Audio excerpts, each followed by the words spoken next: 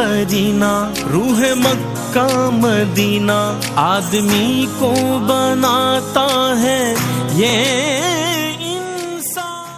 جی ناظرین، آپ کا خیر مقدم ہے۔ قبلہ مفتی محمد اکمل مدنی صاحب اپنا جواب مکمل فرما رہے ہیں، اور ایک بہت اچھی بنیاد آپ نے رکھ دی تھی اپنے جواب کی، اور اس حوالے سے سننا بھی بہت ضروری ہے۔ ہماری بھائی بہنیں، ہمارے بزرگ بچے جو سن رہے ہیں، دیکھیں کہ وہ کون کون سے اصول ہیں اور وہ کون سی احتیاطیں ہیں جو گھر کو امن کا گہوارہ بنا سکتی ہیں۔ بسم اللہ۔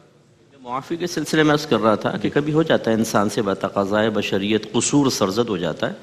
اگر آپ نے ایک دفعہ معاف کر دیا تو اس کا مطلب ہے دل سے اس کو محو کر دینا۔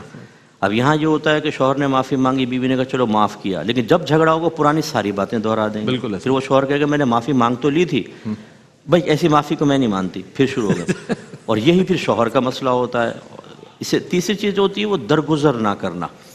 دیکھیں بہت سی ہر چیز پہ گرفت نہیں کی جاتی۔ اگر ہر چیز پہ آپ بچوں کو روکیں، زوجہ کو روکیں یا ساس بہو کو روکیں تو پھر وہ دل میں جو ہے نا ایک ضد سی پیدا ہوتی ہے، ایسا لگتا ہے جیسے ہم مقید ہو گئے، ایک قید خانے کے اندر آ گئے ہیں۔ تو تھوڑا بہت ریلیف دینا ہوتا ہے، درگزر کرنا بہت اچھا ہوتا ہے۔ جیسے نبی کریم صلی اللہ علیہ وسلم کے بارے میں حضرت انس بن مالک رضی اللہ تعالیٰ عنہ کہتے ہیں کہ میں نے 10 سال نبی کریم صلی اللہ علیہ وسلم کی خدمت کی، اور جب کبھی مجھ سے کام خراب ہوا کبھی نبی کریم نے یہ نہیں فرمایا تم نے ایسا کیوں کیا۔ حتیٰ کہ گھر والے اگر ڈانٹنے لگتے تو سرکار فرماتے اس کو مت ڈانٹو، اگر اس کی قسمت میں اللہ نے یہ نہ لکھا ہوتا تو یہ ایسا کرتا ہی کیوں۔ تو درگزر انتہائی ضروری ہے۔ اس کے بعد ایک چیز ہوتی ہے احسانات کا یاد رکھنا۔ جب ایک شوہر دیکھ رہا ہے کہ بیوی کپڑے بھی دھو رہی ہے، استری کر رہی ہے، کھانا بنا رہی ہے، برتن دھو رہی ہے، ڈسٹنگ کر رہی ہے، بچوں کو 9 مہینے اپنے پیٹ میں رکھتی ہے، کس قدر مشکلات ہوتی ہیں ماں کو، پھر پیدائش کے معاملات، پھر ان کو بچپن پہ پالنا، اور پھر ایک بچہ نہیں، شونو، ٹیٹا، جلیبی اور البیلا سارے کے سارے آئے ہوئے ہیں ماشاءاللہ، لائن سے لگی ہوئے ہیں۔ بڑا بچہ 9 سال کا اور چھوٹا 1 سال کا، بیچ میں پورے 8-7، ان سب کو وہ سنبھال رہی ہے، لشکروں کو۔ اب وہ شوہر اندر آتا ہے، تم کیا کرتی رہی، تم تو گھر میں پڑی رہتی ہے، سارا کام تو میں کر رہا ہوں۔ بھائی اس کے احسان مانو۔ ایسی شوہر باہر کتنی ہم دیکھتے ہیں کہ کوئی گالیاں برداشت کر رہا ہے، ڈانٹے برداشت کر رہا ہے، بظاہر ایک ذلت برداشت کر رہا ہے، لیکن اپنے بیوی بچوں کے چہرے پہ مسکراہٹ دیکھنے کے لیے، ان کی زندگی کو آسان کرنے کے لیے کما کر لا رہا ہے۔ اور بیوی کہتی ہے تم رہو نا ذرا گھر میں بچوں کے درمیان تو تمہیں پتہ چلے، تم تو اپنے جا کے آرام سے آفس میں بیٹھ جاتے ہو، جیسے وہاں بیٹھ کے وہ فائنل میچ دیکھ رہا۔ تو یہ جو ہے احسانات تسلیم نہ کرنا، یہ بھی پھر جھگڑے کا سبب بن جاتے ہیں۔ اسی طریقے سے اگر جوائنٹ فیملی ہے تو حسد یہ تباہ کر دیتا ہے، اس کو ختم کرنے کی ضرورت ہوتی ہے۔ اگر ایک دیورانی جٹھانی جیسے ہے، اس کا شوہر کچھ لا کر دے رہا ہے زیور، وہ تو وہ اپنے شوہر کے پیچھے پڑ جاتی ہے، جیسے حضرت نے فرمایا یہ چچڑا پن تو ہمارا خود ساختہ ہے نا۔ اب وہ شوہر آیا خوشگوار موڈ کے اندر، بالکل دیکھا تو بیوی منہ بنا کے بیٹھی، بھائی کیا ہوا، ہٹ جاؤ پیچھے، ارے کیا ہوا، میں کہہ رہی ہوں جاؤ میں کھانا لا رہی ہوں، بس نکل گئی فوراً باہر۔ اب شوہر پریشان ہے، کچھ ہوا نہیں، بھائی کیا ہوا، تم کچھ نہ کرنا کبھی، سونے کا سیٹ لا کر دیا ہے ابھی، اور شادی کے اندر 4 جوڑے بنائے نئے، میرے کہاں ہیں، لیجیے۔ اب چیف جسٹس صاحب کی عدالت کے اندر واقع اپنے دلائل حقہ بیان کریں کہ بھئی کیوں نہیں لایا۔ تو یہ جو ہے حسد کہ دوسرے کے پاس کیوں ہے، ہمارے پاس کیوں نہیں، موازنہ کرنا، جلنا کڑنا، اس سے بھی گھر کا ماحول خراب ہوتا ہے۔ اسی طریقے سے بچوں کی بیجا حمایت ماحول کو خراب کر دیتی ہے۔ آپ دیکھیں اگر بیوی بعض اوقات صحیح ڈانٹ رہی ہوتی ہے، شوہر بیچ میں کود جاتا ہے تاکہ بچوں کی سمپتھی حاصل ہو جائے، بھائی اتنا مت ڈانٹا کرو، آ میرا بیٹا، آ جا میرا بیٹا، آ جا۔ اچھا ابا ڈانٹنے لگے تو ماں سامنے آ جائے گی، بھائی ابھی چھوٹا ہے، ابھی روزے نماز کا مت کہو، بڑا ہو جائے گا تو خود کر لے گا۔ یہ جب آپ کرتے ہیں وہ بچے بدتمیز بنتے ہیں، پھر ماں سے بدتمیزی، باپ سے بدتمیزی، گھر کا ماحول خوشگوار ماحول خراب ہوتا ہے۔ اسی طرح عورتوں کے درمیان ابن آدم کا بطور منصف بن جانا، یہ گھر کا ماحول خراب کرتا ہے۔ عورتیں جھگڑا کرتی ہیں، ہر ایک چاہتی ہے جیسے ماں ہیں، بہنیں ہیں، بیوی ہے، کہ شوہر یا بھائی یا بیٹا ہماری طرف ہو جائے۔ اور اسی لیے پھر ماں ایسا کہتی ہے کہ جب سے تیری شادی ہوئی نا کمبخت بدبخت، تو بیوی کا ہو کر رہ گیا۔ بہنیں بھی کہتی ہیں بھائی ہمارے تو ہم گھر میں آنا بیکار ہے، ہم تو جا رہے ہیں اپنے، بھائی تو ہمارا نہ رہا۔ اب وہ وفاداری ثابت کرنے کے لیے کہ نہیں میں تمہارا ہی ہوں، وہ جا کے بیوی کو زد و کوب کرتا ہے۔ ایسی بیوی کہتی ہے تم نے کہاں لا کے مجھے پٹک دیا، جبکہ لو میرج خاص طور پر ہو تو یہ معاملات۔ تو عورتوں کے جھگڑوں کے درمیان جب آپ پڑھیں گے تو ماحول خراب ہوتا ہے، اس کو ختم کریں بہتر ہوگا۔ ہاں یہ ہے کہ اگر کسی پر ظلم ہو رہا ہے تو بہرحال اس کا خیال کریں. اسی طرح فریقین کی سنیں بغیر کسی ایک کے حق میں فیصلہ کرنا یہ غلط ہوتا ہے. والدہ نے کہا تو بیوی کی سنے بغیر اس کو ڈانٹ دیا, بیوی نے کہا تو ماں سے بدتمیزیاں شروع کر دیں, بہنوں کو کہہ دیا, بیوی نے بھڑکایا تو اب آئندہ میرے گھر میں مت آنا. بھئی کیوں نہیں آنا, بہنیں تو آئیں گی. یہ جو ہے ون سائیڈڈ فیصلے کرنا یہ بھی ہمارے گھر کے ماحول کو خراب کرتے ہیں. اسی طرح بس 2 باتیں کہوں گا. ایک تو لڑانے والوں کو دور کریں, بی جمالو اور بی جمالا, یہ نیا کردار ہے بی جمالا. بی جمالا ایک نیا کریکٹر ہے. پہلے تو یہ عورتوں میں ہوتا تھا نا, بی جمالو کا کردار تھا, فرضی تھا لیکن تھا. اب بی جمالے پیدا ہو گئے ہیں, یعنی مرد بھی اتنے شیطان ہو گئے ہیں کہ یہ آ کر بچوں کو ماں باپ سے لڑواتے ہیں, اور عورتیں جو اپنے مشن پر آتی ہیں ساس کو بہو کے خلاف, بہو کو ساس کے خلاف آپس میں لڑوا کر اور پھر وہ تماشا دیکھتی ہیں. وہی جیسے بھی ہماری بات ہوئی کہ اگر آ کے سب پہلے وہ ساس کے پاس پہنچ جائیں گی, کیسے چل رہی ہے بہو, کراس کویسچننگ کریں گے کہیں تو کوئی کلو مل جائے, لیکن بالکل پازیٹیو رہا تو ان کو ہوتی ہے بے چینی, اچھا میں ذرا بہو سے مل لوں. پھر اس کو کرے دیں گی, جب دونوں طرف سے نہیں ملے گا تو بولیں گے یہ کیا ہے. پھر تعویذ گنڈے کرنے سے بھی باز نہیں آتی ہیں حضرت. وہ کسی کے گھر جا کر تعویذ, عامل صاحب موجود ہوتے ہیں, مطلب یہ کہ عامل بھی تیار بیٹھے ہوتے ہیں. عامل تیار بیٹھا ہے, جدائی کے تعویذات لینے کے لیے تیار بیٹھا ہوا ہے. اور آخری بات یہ کہ گھر میں عبادت اور قرآن پاک کی تلاوت اور نعتوں وغیرہ کا ماحول نہ بنانا یہ بھی بڑی مصیبت ہوتی ہے. جب آپ خوش نعت خوان کی کوئی نعت وغیرہ لگا لیں, سب بیٹھ کے سنیں تو قاری صاحب کی قرات لگا لیں, علماء کے بیانات ہوں, گھر میں درس کا اہتمام ہو, نمازیں پڑھی جائیں, قرآن پاک کی تلاوت ہو, خاص طور پہ سورہ بقرہ, تو شیطان بھاگ جاتا ہے, تو گھر کا ماحول بہت پیارا رہتا ہے. ہمارے بعض گھروں کے اندر قرآن کھلتا ہی نہیں ہے, بالکل ایسا ہی ہے, گھر میں نمازیں نہیں پڑھ رہے ہوتے, تو پھر اب آخر میں بس یہ کہہ دیتے ہیں کہ جی وہ عامل صاحب نے بتایا جادو کر دیا. یعنی ہم اپنی کوتاہیوں پہ نگاہ نہ رکھیں اور جادو کے اوپر اس کو ڈال کر اور اپنی کوتاہیوں کے اوپر پردے ڈالتے رہیں, اس سے کبھی ماحول نہیں بنے گا. یہ چیزیں تھوڑی سی عرض کی ہیں, اس پہ غور کریں. ہر ایک, میں اپنی غلطی دیکھوں, دوسرا اپنی غلطی دیکھے, اپنے اندر غلطی محسوس ہو. عظیم انسان وہ ہے جو اپنی غلطی تسلیم کر کے اپنے آپ کو بے عیب کر کے اللہ تعالیٰ کی بارگاہ میں لے کے جائے. اس طرح کے میدان محشر میں اس کی گرفت کے امکانات یا تو ختم ہو جائیں یا انتہائی کم ہو جائیں. یہ سب سے بیسٹ ہے. بہت بنیادی اصول اور وہ بنیادی احتیاطیں جو اگر پیش نظر رکھی جائیں تو گھر کا ماحول بہت اچھا ہو سکتا ہے, اور اس میں بہت سارے ایلیمنٹ ہیں. صاحبزادہ صاحب نے بھی جس طرح فرمایا تھا کہ ٹالرنس کی کمی کے سبب ہم ایک دوسرے کے ساتھ بالکل چڑچڑاپن ہو جاتا ہے, کسی سے ہماری بن نہیں رہی. ایک بندہ ایک کمرے میں قید ہو گیا, مجھے یہیں دے دو جو دینا ہے بھائی, میں تم لوگوں میں نہیں آتا. یہ جو صورتحال ہے اسٹیٹ ود ان اسٹیٹ جو بن جاتی ہے, یہ ایک بڑی خطرناک صورتحال ہے جو گھر کے اندر ماحول کو بہت خراب کرتی ہے. اچھا, جس طرح مفتی صاحب نے فرمایا, اسی کو تھوڑا سا اسی سے ایک کشید کرتے ہوئے ایک سوال علامہ صاحب کی خدمت پیش کریں. علامہ لیاقت صاحب, ساس اور بہو کی جو نوک جھونک ہے, ہو یہ ایک وہ چیز ہے کہ جو ایک بڑے جھگڑے کا پیش خیمہ ہوتی ہے, ایک بڑے تنازع کا پیش خیمہ ہوتی ہے. اس حوالے سے کیا کہیے گا, ان رشتوں کو مضبوط کرنے کے لیے کیا کرنا ہوگا؟ اگرچہ اس پر قبلہ مفتی صاحب بہت زبردست بیان فرماتے ہیں اور اس کو بہت اچھی طریقے, میں چاہوں گا یہ سوال چونکہ آپ کے, تو آپ کا بھی مشاہدہ بہت ماشاءاللہ وہ ہے, تو آپ فرمائیے اس حوالے سے. آپ نے صحیح فرمایا کہ اصل میں تو اس موضوع پر مفتی صاحب کی گفتگو بہت جامع معنی ہوتی ہے اور اسم و مسمہ اکملیت پہ ہوتے ہیں. ماشاءاللہ ماشاءاللہ. دیکھیں, ایک تو گزارش سب سے پہلے یہ کروں گا کہ قرآن مجید فرقان حمید نے فرمایا کہ وَجَعَلَهُ نَسَبًا وَسِحْرًا, فرمایا ایک تمہارے نسبی رشتے ہیں اور ایک تمہارے سسرالی رشتے ہیں. ہم نے سسرال کو پہلے ہی ایک ولن اور ایک دشمن بنا دیا. سسرال کے گھر ہے, سسرال کا گھر ہے, ہر دو طرف سے جو ہے وہ اس کو ایک تانا زنی کا شکار. تو یہ اللہ تبارک و تعالیٰ تو اس کو نعمت قرار دے رہا ہے کہ دیکھیں ایک رشتہ داری نسبی تھی اور ایک اچانک رشتہ قائم ہوا تو سارے کے سارے اس کا خاندان آپ کا رشتہ دار بن گئے. بالکل ایسا ہی. تو یہ رب تبارک و تعالیٰ نے اس کو ایک اعزازاً اور ایک اللہ تبارک و تعالیٰ کی طرف سے نعمت کی, نعمت ہے بے شک. دوسرا, جیسے مفتی صاحب نے تمام پہلوؤں پر تقریباً گفتگو فرمائی, یہ سوچنا چاہیے کہ جب شوہر کے پاس عورت آئے گی تو لازم بات ہے وہ محبت کرے گا, اس کو وقت دے گا, شفقت دے گا, اور ہماری سوسائٹی اس کو بہت ہی غلط نگاہوں سے دیکھتی ہے. قرآن تو کہتا ہے کہ من آیاتہ ان خلق لکم من انفسکم ازواجا لتسکنوا الیہا وجعل بینکم مودۃ ورحمۃ. قرآن کہتا ہے کہ ان کے درمیان محبت و مودت پیدا ہو.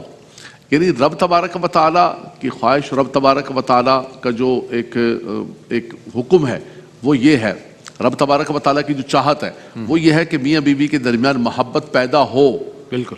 اور سوسائٹی کہتی ہے کہ ابے جورو کا غلام ہو گیا کیا. ہائے ہائے ہائے. جیسے ماں بھی کہے گی, بہنیں بھی کہیں گی, سب کہیں گی کہ دیکھا کمرے کے اندر آتے ساتھ جو ہے نا جیسے آیا باہر سے اور فوراً جو ہے نا بیوی کمرے میں گیا, پتہ نہیں اس کو واش روم جانا ہو, اس کو چینج کرنا ہو, ہاں ہاں 10,000 کام. کوئی بھی جی جی کسی بھی کوئی بھی قسم کی عذر ہو چیز ہو سکتا ہے. سکتی ہے. جی. لیکن وہ ایسا لگتا ہے کہ کیمرے لگا کے بیٹھے ہوئے کہ یہ آئے گا تو سب سے پہلے کہاں جائے. آبزرور ٹیم بیٹھی ہوتی ہے پوری کہ Observer آیا team کیسے, ہاتھ میں لایا کیا اور کس طرف اس کا رخ ہے.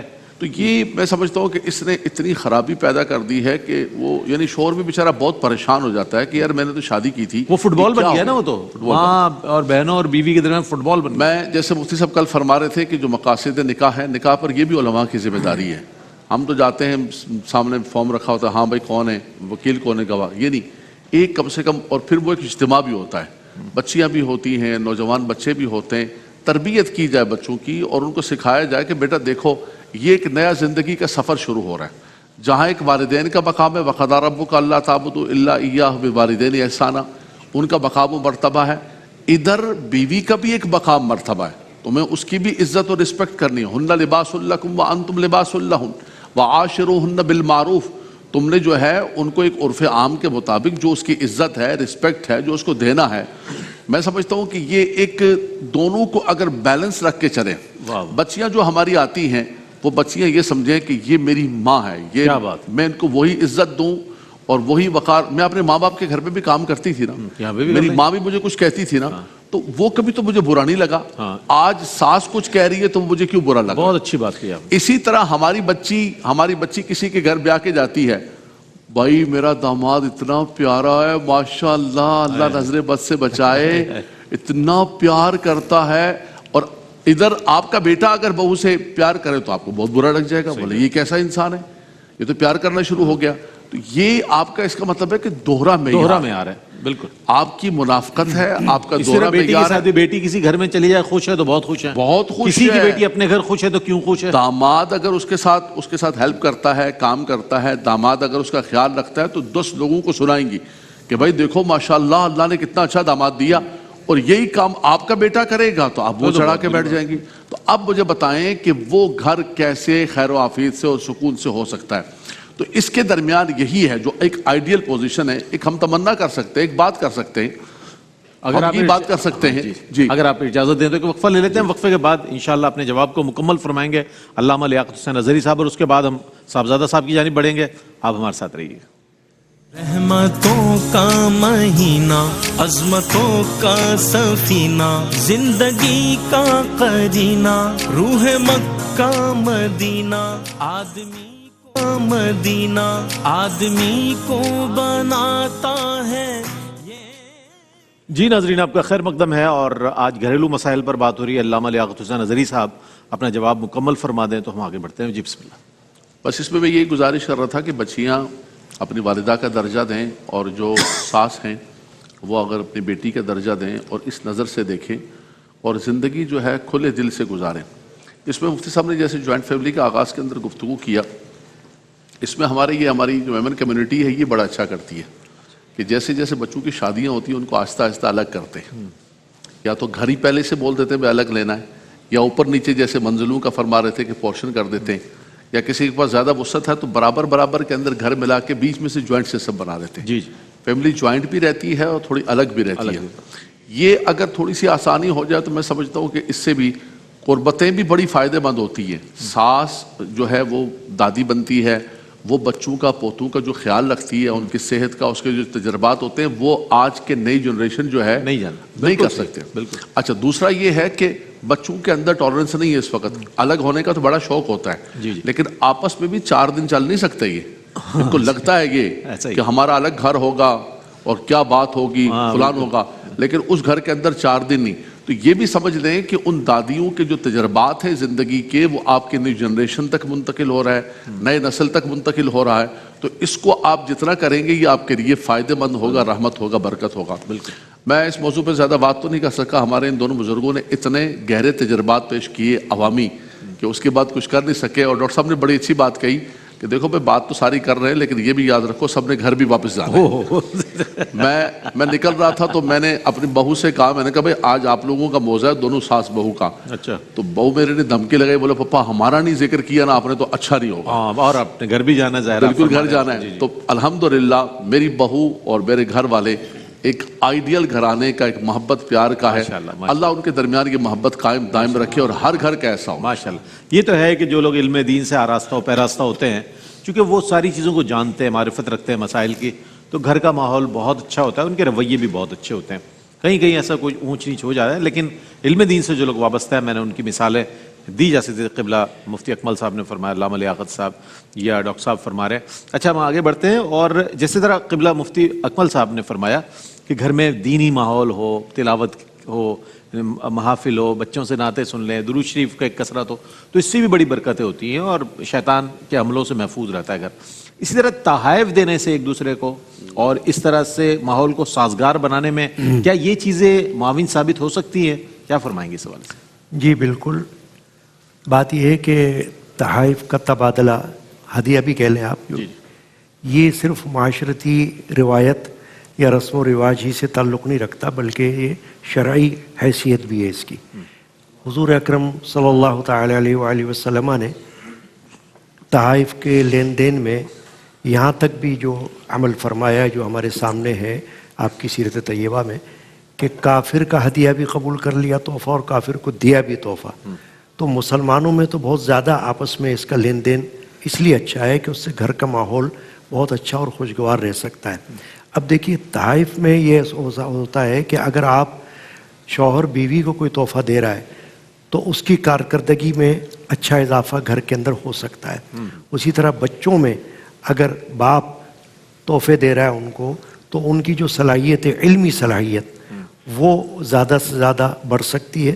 مثال کے طور پر اگر ایک بچہ امتحان میں کامیاب ہو جاتا ہے تو اگر باپ اس کو کوئی تحفہ دے دیتا ہے جو کہ اس کے لیاقت کے مطابق ہو، تو اس کو خوشی بھی ہوگی اس کی، اور وہ اور زیادہ اپنی قابلیت کا اظہار کرے گا اور زیادہ آگے جا کر مستقبل میں زیادہ بہتر کام کر سکتا ہے۔ تو تحفوں کا تبادلہ جو ہے، اور ہمارے اچھے رویے بھی اس میں، ہمارے اچھے رویے، اچھا رویہ ایسا ہے کہ دیکھیں اگر آپ تحفہ دے رہے ہیں تو وہ تو مالی حیثیت ہے، لیکن رویہ جو ہے وہ آپ کی بدنی، آپ کی وہ ایک صلاحیت ہے کہ آپ ایسا رویہ رکھیں کہ جس سے کہتے ہیں نا کہ اچھے بول ہی بول دو، میٹھا بول بولنا، یہ ایک محاورہ ہے مشہور کہ بھئی آپ کچھ نہیں کر سکتے تو میٹھا بول ہی بولو۔ تو یہ اگر رویہ ہمارا ایسا ہو کہ جس سے ہم کسی کے کام کی تعریف کر دیں، اگر بیوی گھر میں اچھا کام کر رہی ہے تو تعریف کر دیں، شوہر اچھا کام کر رہا ہے گھر کے لیے تو بیوی تعریف کر دے اس کی، تو اس سے اس کا حوصلہ اور زیادہ بلند ہو جاتا ہے اور بڑھ جاتا ہے۔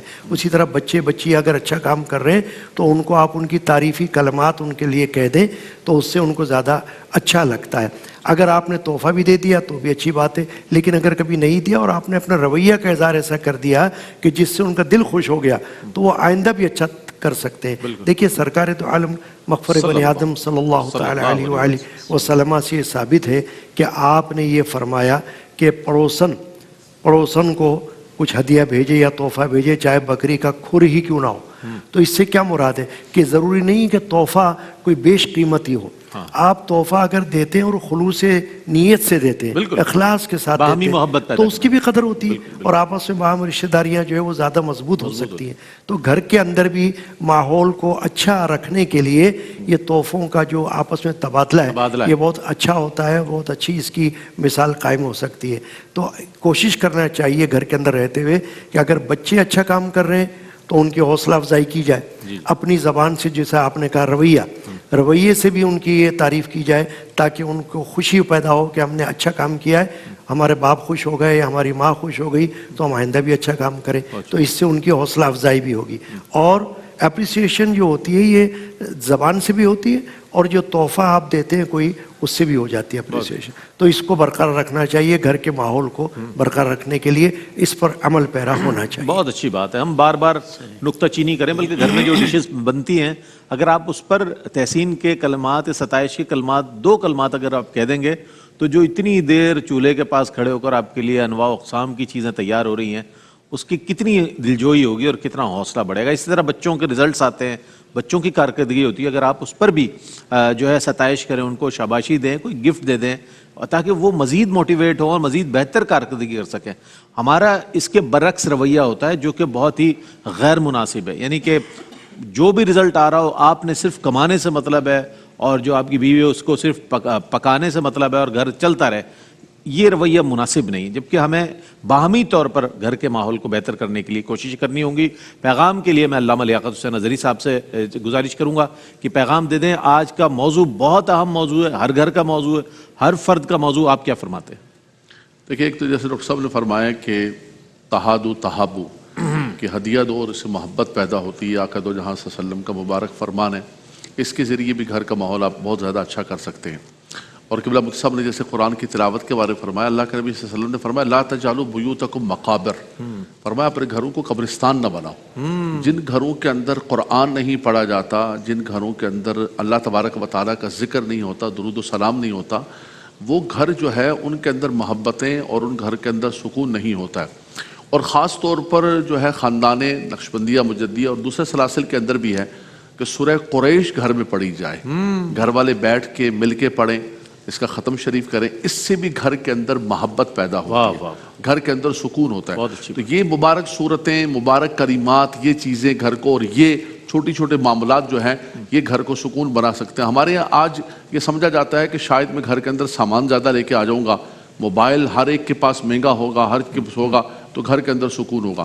میں یہاں نام نہیں لینا چاہتا ہوں، ابھی قریب کے اندر دنیا کے بڑے بڑے بلینرز کی طلاقیں ہوئی ہیں. بالکل، وہ روپیز میں نہیں ڈالرز کے اندر بلینر ہیں، ان کی طلاقیں ہوئی ہیں. تو آپ یہ سمجھیں کہ اگر صرف گھر پیسوں سے چلتے ہوں یا زیادہ مال سے چلتے ہوں تو ان کی تو نہیں ہونی چاہیے، نہیں ہونی چاہیے. تو پتہ چلا کہ اس سے بڑھ کر عزت، رسپیکٹ، محبت جو ہے یہ بڑی دولت ہے. اگر سوکھی روٹی بھی ہو تو آپ کا وہ گھر جو ہے وہ فرحت و سرور کا مرکز ہوگا، بہت خوبصورت، رحمتوں کے نزول کا مرکز ہوگا. ڈاکٹر صاحب کیا فرمائیں گے پیغام کی صورت میں چند الفاظ؟ دیکھیے، یہ جو آج کا عنوان ہے اس کا ایک خلاصہ یہ ہے کہ گھر کے اندر اگر ماحول ایسا رہے خوشگوار والا جس میں تحفوں کا تبادلہ، جو آپ نے کہا یہ بھی ہے، اچھے رویے یہ بھی ہیں، اور ایک دوسرے کے حقوق کا خیال رکھنا، ایک دوسرے کے حقوق کا خیال رکھنا، اس سے گھر کا ماحول بہت اچھا رہتا ہے. پھر دوسری بات یہ بھی ہے کہ جب گھر کا ماحول اچھا ہوتا ہے تو آپ کے گھر میں جو مہمان آتے ہیں باہر سے وہ دیکھ کر متاثر ہوں گے. اور گھر کا ماحول اچھا نہیں ہوگا تو سمجھیں گے بھائی گھر کے اندر لوگ آپس میں ایک دوسرے کے ساتھ شیر و شکر نہیں ہے. شاید میرے جد امجد حضرت علامہ شاہ غلام رسول قادری رحمت نے ایک مرتبہ تقریر میں بات فرمائی کہ مکین کو دیکھنا ہو تو مکان کو دیکھو، اور کلیم کو دیکھنا ہو تو کلام کو دیکھو. کیا بات ہے. تو یہ جو باتیں ہیں یہ دوسروں پر اثر انداز ہوتی ہیں کہ جب کوئی گھر میں آئے تو پتہ چلے کہ یہ گھر والے جو ہیں یہ آپس میں ایک دوسرے کے حقوق کا بڑا خیال رکھتے ہیں. بہت اچھی بات، بہت اچھی. ہم قبلہ مفتی محمد اکمل مدنی صاحب کی بارگاہ میں آخر میں اس لیے حاضر ہوتے ہیں کہ یہ آخر میں کنکلوژن بھی کر دیتے ہیں اور پیغام بھی دے دیتے ہیں. کیا فرمائے گا مفتی صاحب آج کے موضوع؟ دیکھیں، گھر ہم یہ بس گزارش کریں گے خاص طور پہ بہنوں سے، بھائی بھی کم نہیں ہے لیکن بہنوں سے خاص گزارش ہے کہ اس کو قابو میں رکھیں، زبان کو. یہ بہت ضروری ہے. نبی کریم صلی اللہ علیہ وسلم سے پوچھا گیا کہ ایک عورت ہے، نماز روزہ کرتی ہے، تہجد گزار ہے اور پنیر کے ٹکڑے صدقہ کرتی ہے، لیکن اپنی زبان سے لوگوں کو تکلیف پہنچاتی ہے. سرکار نے فرمایا وہ جہنم میں ہے. پھر عرض کیا رسول اللہ، ایک عورت ہے جس کی عبادات بہت کم ہیں، وہ عام معمولی روٹی کے ٹکڑے صدقہ کرتی ہے لیکن اپنی زبان سے تکلیف نہیں پہنچاتی. سرکار نے فرمایا وہ جنت میں ہے. یہ چیز ذہن کے اندر رکھ لیں کہ ایک اگر کوئی گھر کے بڑے ہیں، حج کر کے آگے عمرے ہاتھ میں تسبیح لے کے بیٹھی ہوئی ہیں، خالہ جان ہماری تخت کے اوپر، اور تکلیفیں لوگوں کو پہنچا رہی ہیں، پورے گھر کا نظام خراب کر دیا ہے. ہر ایک ایسا نہیں ہوتا لیکن بہرحال، اور یہ سمجھے کہ میرا حج اور عمرہ مجھے بچا لے گا، بہت مشکل ہو سکتا ہے. میدان معاشر، ڈے آف ججمنٹ جو ہے نا، ثم لتسألون یومئذ عن النعیم، جتنا ایک دوسرے کو تکلیفیں پہنچا رہے ہیں، جتنی آپ سیاست چل رہے ہیں، جتنی لیگ پولنگ کر رہے ہیں، جتنی بدگمانی ڈال کر کسی کو ڈانٹ کھلوا کر دل کو ٹھنڈک اور سکون، ایک ہاتھ پہ ہاتھ مار رہے ہیں. اب وہ نا ساس بھی کہتی شاباش بیٹا شاباش، تم نے بہت اچھا بھائی کا دماغ خراب کیا اور اس کا ذہن زہر بھر دیا بیوی کے متعلق، میں کے چھوڑ کر آیا ابھی. یہ سب کا آپ کو حساب دینا ہے میدان معاشر. ایک دوسرے کے سامنے کھڑا کیا جائے گا. اگر آپ دے سکتے ہیں کریں، ڈنڈے اٹھا لیں، اور نہیں دے سکتے اس پرہیبت ماحول کے اندر تو خدا را ان چیزوں کو ختم کر کے اپنے آنے والی نسلوں کے لیے برے رول ماڈل نہ بنے، اچھے رول ماڈل بنے. آپ کا اچھا رویہ، اچھا طریقہ، اچھا لائف اسٹائل ان بچوں کی ازدواجی زندگی کو بہتر بنائے گا، لیکن اگر آپ ایسا نہیں کریں گے ان کی زندگیوں کو جہنم بنانے میں آپ کا بھی کردار ہوگا۔ بہت شکریہ ادا کروں گا آپ تینوں حضرات کا، بہت خوبصورت کلام، آج بہت اہم موضوع پر آپ نے ارشاد فرمایا۔ علامہ لیاقت حسین اظہری صاحب، قبلہ ڈاکٹر صاحب، آپ دونوں کی تشریف آوری کا بہت شکریہ۔ قبلہ مفتی محمد اکمل مدنی صاحب ہمارے ساتھ انشاءاللہ ٹرانسمیشن کے آخر تک موجود رہیں گے۔ ثقلین رشید کو میں بلانا چاہوں گا، یہ آخر میں نعت رسول مقبول صلی اللہ علیہ وآلہ وسلم پیش کریں گے، ہمارے چاروں ثناخواں، اور ان کو میرے بلانے کا مقصد یہ ہے کہ ہمارا یہ شہزادہ ہے، اس کی آج سالگرہ ہے، تو ان کو میں بہت مبارکباد پیش کرتا ہوں، ان کے والدین کو بہت مبارکباد پیش کرتا ہوں، عبدالرشید صاحب کو اور ان کی والدہ صاحبہ کو، بہت باصلاحیت ثناخواں ہیں، آج ان کی سالگرہ ہے تو ان کو بہت مبارکباد میری طرف سے۔ تشریف رکھیں، آخر میں نعت رسول مقبول صلی اللہ علیہ وآلہ وسلم پیش کریں گے ہمارے چاروں ثناخواں۔ ملتے ہیں اسے انشاءاللہ وقفے کے بعد، تو پھر آگے ہے، آپ جانتے ہیں کہ اظہار عقیدت کا سیگمنٹ ہے، جس میں ہم آج الحاج ذوالفقار علی حسینی رحمۃ اللہ علیہ کو ٹریبیوٹ پیش کریں گے۔ بسم اللہ۔ جو آستاں سے تیرے لو لگائے بیٹھے ہیں، جو آستاں سے تیرے لو لگائے بیٹھے ہیں، جو آستاں سے تیرے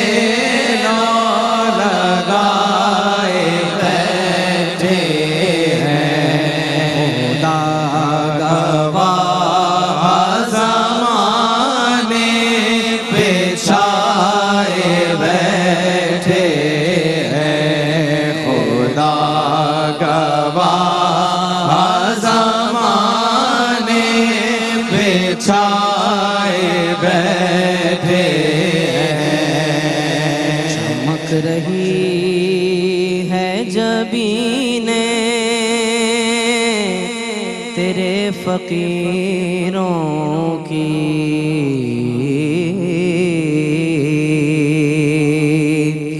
چمک رہی ہے جبینیں تیرے فقیروں کی،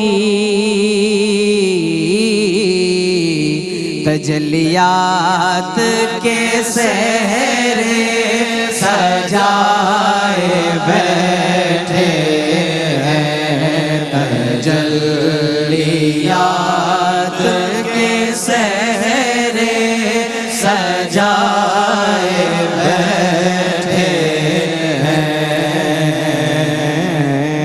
یہ ایک ہم ہیں کہ اپنوں کے دل نہ جیت سکے، یہ ایک ہم ہیں کہ اپنوں کے دل نہ جیت سکے، وہ دشمنوں کو بھی اپنا بنائے بیٹھے ہیں، وہ دشمنوں کو بھی اپنا بنائے بیٹھے ہیں۔ تو کا سفینہ زندگی کا قرینہ، روح مکہ